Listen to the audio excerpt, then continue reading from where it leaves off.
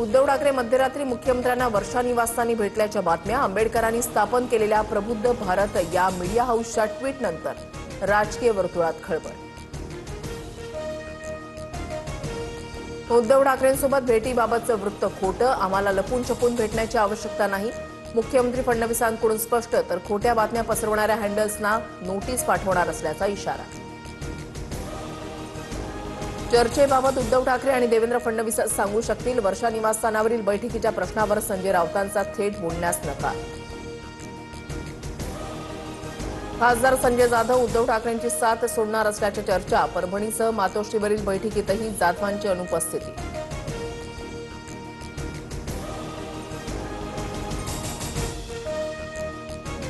पुण्यात सुनेत्रा पवारांचे भावी मुख्यमंत्री म्हणून बॅनर झळकले. मार्केट यार्ड परिसरात झळकलेल्या फ्लेक्समुळे राजकीय चर्चा.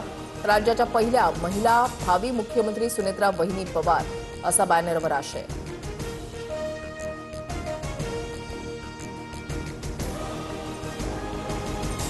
छत्रपती शिवाजी महाराज युद्ध करताना थकले. शिवरायांनी मुकुट उतरवून रामदास स्वामींकडे राज्य सोपवण्याची इच्छा व्यक्त केली होती.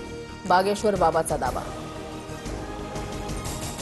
महापुरुषांबाबत लोककथा तयार होतात. इतिहासामध्ये असा कुठलाही दाखला नाही. बागेश्वर बाबाच्या छत्रपती शिवरायांबाबतच्या दाव्यानंतर मुख्यमंत्री फडणवीसांचं भाष्य.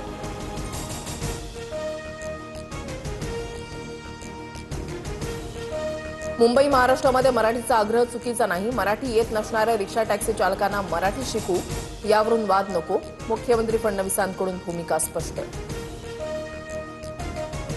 विदर्भात उष्णतेची तीव्रता कायम. अकोला अमरावतीचं तापमान 45 अंशांवर तर नागपूर गोंदियात 44 अंश सेल्सिअस तापमानासह दुसऱ्या स्थानी. येत्या काही दिवसात तापमान आणखी वाढण्याची शक्यता.